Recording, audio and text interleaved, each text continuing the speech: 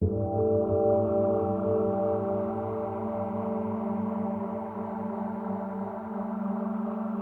wonders mankind can perform.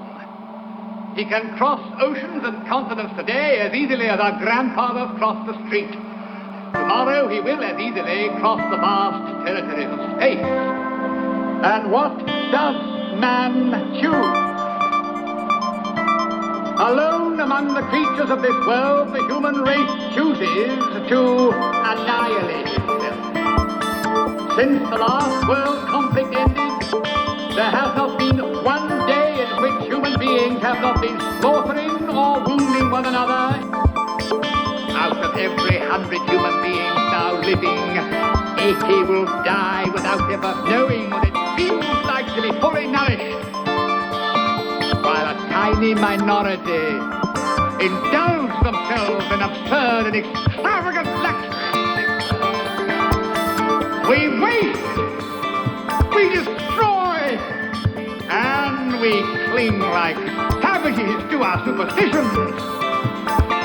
We give power to leaders of state and church as prejudiced and small-minded as ourselves, who squander our resources on instruments of destruction, while millions continue to suffer and go hungry, condemned forever.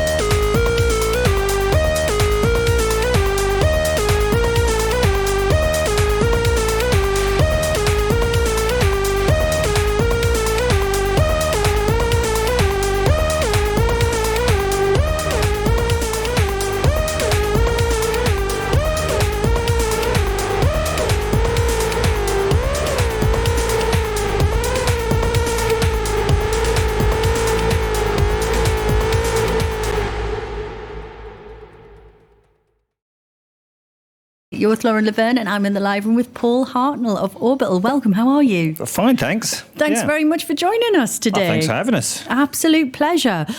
So it's delightful to have you here. And obviously, in 2017, very exciting times for Orbital. Where are things at with you guys? Well, we're back again. Mm-hmm. We come and we go and we come, but yeah, we're back again. So this time for good. Okay, I feel. Right. Reunited. And what prompted it? I mean, how does it work with you guys? Like you say, it is just a kind of constant project. Yeah. We know you're going to kind of come back around to, no pun intended. Brothers, who'd have them? Yeah. But, Who makes the first move? How does it work? I made the first move. I was fed up with missing Orbital. I realised that I never wanted to stop Orbital, but we, for personal reasons, couldn't work together, and it was just really irritating, really annoying. I got sacked from a job I was doing. I was doing a period drama score, and that sort of all fell apart for one reason or another. And I just thought, right, do you know what? I want my job back. I want my old job back. And I just thought the only thing that's stopping this happening is the stupid relationship between me and him. So I thought, right, come on, let's sort it out. Yeah. And I think we have. Fantastic. So where are you going to be this summer? What's the plan? Oh, we've got Blue Dot, we've got Forbidden Fruit in Dublin, we've got Stand and Calling. Oh, man. We're going to Japan as well, and Belgium. And is it like festival shows mostly? Lots of they're all festival shows here in the UK. We're considering doing some UK shows towards the end of the year, but that's still in sort of debate at the moment. But, I've got half an album done already. Really? I've got probably more tracks than I need. I've just got to sort of hustle them all together, but no, it's looking good. Fabulous. Well, it's so exciting to A, have you back, and B, have you here. And of course, it being Six Music 1994 Day as part of the My Generation season, we are heading back to 1994. So I've got to ask you about yours. This is the Glastonbury. We've already had so many messages about Glastonbury 1994. Yeah. And you were there. You were part of it. Yeah, it was it was a kind of life-changing thing, I think, for Orbital, really. We got to play the NME stage. It was, I think, really, we were the first sort of full-on dance band to play there. Right. They'd had the Orb the year before, but they were quite ambient and mellow. It was fantastic. But hippie enough to get away with, kind of thing. Yeah. But we got there and just sort of hammered out the kind of acid house and sort of big techno riffs, and people loved it. People were ready for it. Yeah. And we just hit that point at the right moment. It was fantastic. We were terrified up there. We'd never done anything like that, and depending on who you ask, it was anywhere between sort of 20 and 40,000 people. It looked like a sort of Lord of the Rings orc army. It was terrifying. But it was great. Because this is a texter was saying earlier, talking about the vibe on site. And I remember my first Glastonbury, which was 1997, and I kind of caught the tail end of what it was like then in the 90s. And it was, music was different. Everything was different. The whole kind of, concept of festivals was quite a different thing back then. What was the atmosphere like on site, and how did you feel? You say you felt terrified on stage, obviously, performing in front of that many people. But it would have been packed, right? It would have been a much more populated festival than we might be familiar with now. Oh, it was really packed. Glastonbury, people used to sneak in, so there was never any sort of hold on how many people would get in. It would just get so oversubscribed and overstuffed at times. It's a lot more regulated now. It was chaos back then. It's kind of. I was going from about sort of 86, 87, and, it used to be like a sort of medieval town that would spring up. There's no mobile phones or anything like that. So if you lost your mates, that's it. You'd have to go and put one of those notes up. Do you remember those? Where there was like the place where you could put your note up and go, no, I totally missed that. We will meet you by, whatever, at the Stone Circle on Sunday afternoon or whatever. Yeah. So you just never even checked it out. No. Sodom. See you back at the tent at some point when the magic mushrooms wear off or whatever, just sort of chaos. But I can't endorse that kind of magic roundabout. That wasn't me. That's just I just think that's what other people used to do. I think. I don't know what you're talking about, Paul. So you were playing 94, and you're going to do play later on today a track from the Glastonbury set, which is Chime, and that's become one of those kind of Glastonbury moments that people talk about. One of those historic. Remember when? Like, what was it like from your perspective? Because I'm interested in the idea that that's now part of the folklore of the festival, and not just the festival actually, but like British music. Really, it's one of those really pivotal moments for a lot of people. but you were terrified during it. That's an interesting kind of thing. For Chime, I was terrified when I started the set, and I'm going to start exactly the same way with Forever, which is the track that started the set, and we'd lost the snare drum and all sorts at the time. It was chaos. But by the time we played Chime at the end, it was kind of like, right, okay, if it goes wrong, it doesn't matter. Nearly done, yeah. And I kind of actually had a chance to look up and look at the audience. I remember sort of nudging Phil and going, look at that. Look at that. And it was just sort of mad. They were putting the lights on the audience and everything. And we did a little dance that we used to do when we were kind of like sort of under the age of 10 next to the bath. We used to sort of bang our hips together. And we just stood up there and just kind of started doing this little dance spontaneously. It was like, wow, brilliant. We made it. How sweet. And what about 1994 as a kind of moment in British dance music and the wider context of what was going on then? You know, I mean, the kind of culture around it and, you know, all of the controversy that was going on in the British, the tabloid press and everything like that. You know, what was it like to be part of that and be involved in that music scene? Well, we'd been doing it since sort of 87. That's when I started discovering house music and doing it. So by 94, it felt like, oh yeah, surely this has been and gone. But we didn't perceive that it was just about to go kind of quite mainstream, really. Yeah. You know, after that, years after that, it's like it was always sort of the super clubs were just about to. And Glastonbury was sort of inundated with sort of either us, the Chemical Brothers, the Prodigy. We'd be on this rolling rota all the time. It was great. Yeah. But then you did have the kind of whole criminal justice bill thing coming, which was ridiculous. A sort of trying to staple together some kind of law that would clamp down on illegal raves. It kind of quite frightened the government, I think. You know, it was weird, really. I think the actual legislation was to do with music that had lots of repetitive beats, wasn't it? The wording's really interesting if you go back and kind of listen to it. I mean, what did you think about all that at the time? Well, it's ridiculous because all music's got repetitive beats, hasn't it?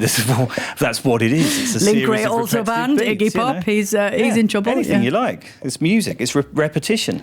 And 94, of course, you know, you've already said the opener in your set was Forever from Snivelization. That's right. Tell me about where you were at with your own personal kind of career and you know, Orbital's releases. I think it's funny. I mean, Snivelization for us seemed like a sort of concept album. We were kind of getting away from just straight dance music and just going off into sort of, well, we've made it. We've had a couple of albums out. We're doing a third album. We've got a major record deal. Let's just do what we like. And that was kind of the start of that, really.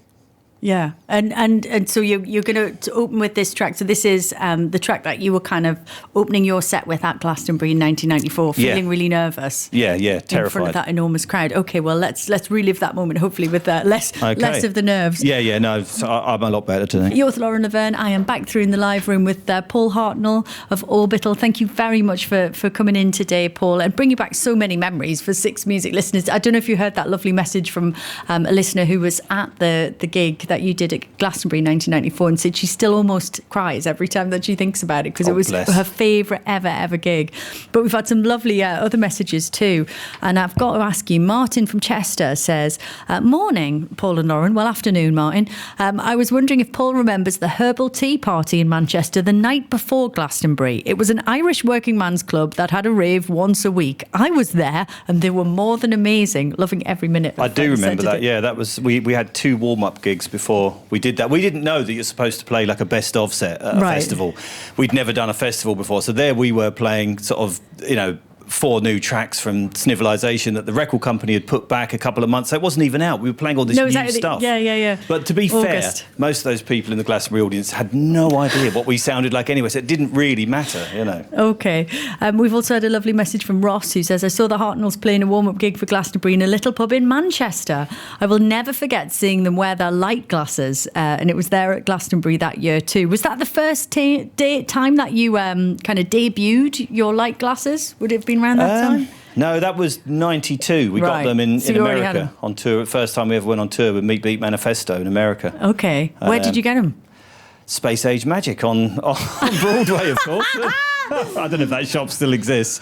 Where else are we going to be hanging out, Lauren? Space Age Magic. It's got a few hours to kill before the gig. Popped in there. We bought their entire stock. you know, because they kept breaking the original ones. They were rubbish. Do you have them made now? Because you've got them on today. I should say this being a theatre of the mind. Yeah, like sort of James Bond outfitters, you know. Amazing. And, you know, has the spec changed and improved over the years? Oh, absolutely. These ones strobe now, if I want them to. Oh, you can't actually do a gig with them strobing. It's terrifying. No. I don't think it would be good for your concentration levels. It's good fun to do it and then look at your brother all of a sudden and just freak him out. But then you've got to remember that you've got to change them back again. Well, that's how we'll know if the kind of badinage between the two of you will be able to judge it when you're playing the live sets this summer. Absolutely. So I want to kind of go back to 94 a little bit and Snivelisation. As you said, when you played Glastonbury in, you know, the June, presumably, it wasn't quite out yet because it came out in August that year. Yeah. And it was such a breakthrough album. I mean, you know, it won awards. It was, you know, one of the really iconic kind of records of the year. And I was interested in what you said before about like being kind of 3 albums in and that sense of freedom, like, well, let's just do what we like. Tell me more about that and how that kind of played out in the record. Well, I kind of just moved to London. I'd been there a year or so and I'd discovered the whole kind of jungle and what was slowly turning into drum and bass. So there's influences of that in some of the album.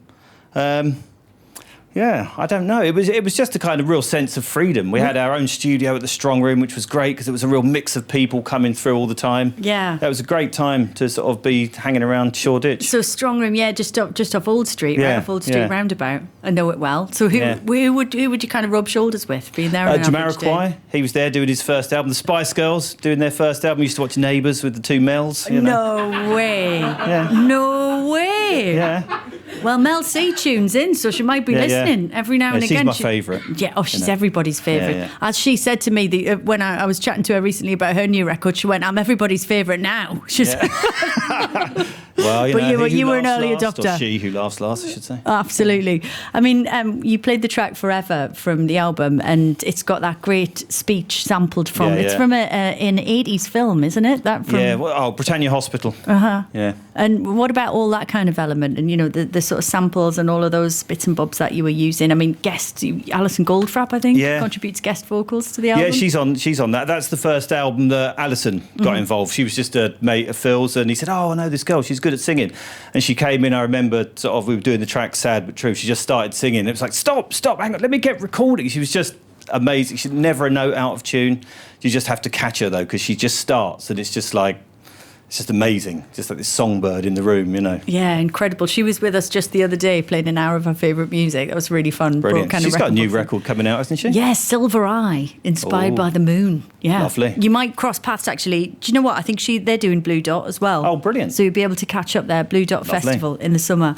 And was it like a long album recording process, you know, for Snivelisation? How was it for... I don't think it was. I always think an album takes a year, but I've looked at the kind of dates, and we used to sort of cram an album into 6 months, I think. When I look at the touring dates, I think, hang on, I must have done that album then. I honestly can't remember. I just used to go in there to the Strong Room every day. It was my social life. It was everything. I'd come out at 12 at night, cycle back to sort of Ridley Road Market, where I was living at the time, in Dalston, and just recording.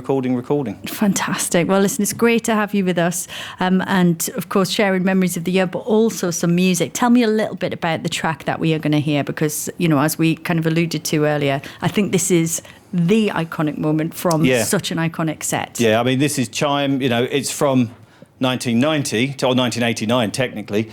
But it finished our set at Glastonbury, and you know, we came off stage there, and I just had a real feeling of, oh, wow! So I think something happened. Something just happened. Was brilliant. Yeah. You know, I want to do that again. Yeah. Oh man! And here you are in 2017. I know. You know, it's weird because it was just something I knocked up one night, just trying to test a theory with a 4-track, go on the way to the pub, sort of thing. Just bizarre. But so often the best creativity happens when you're not thinking about it, you know. I think that's right. When you kind of look away, there's that mental thing of the eureka moment where there's a reason that happened in the bath. It's when you're not trying to chase it. Exactly. Yeah. When those moments happen. And what do you think you would have made of the idea that you're still performing and making music as Orbital and playing festivals now, and of I suppose the way that the music scene has changed, because you know you were part of that. You were part of bringing that change, and you talked earlier about the dawn of the super clubs and the kind of mainstream adopting, perhaps co-opting a little bit dance music. And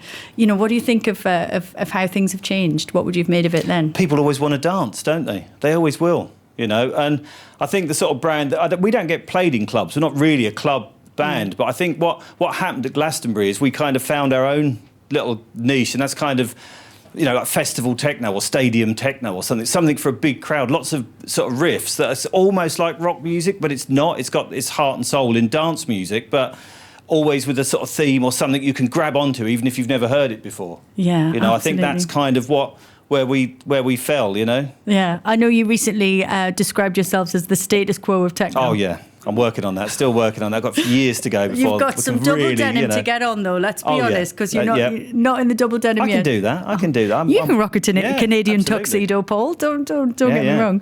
Well, listen, it's wonderful to have you with us. Thank you very, very much for being here today. We'd love to hear Chime, if you don't mind. And you will keep us posted, won't you, on the new Orbital stuff? You know, absolutely. What is becoming that record? Of course, Kinetic 2017. We've already had that as a just added track really recently. So there's some new stuff out there already. But yeah, I don't want to rush you, but like you just said yourself, it doesn't take that long to make an album. So. No, it doesn't seem to anymore, you know. Well, thank you very much for joining us. Cheers. Lots of love. Orbital on BBC Six Music. Thanks. Cheers.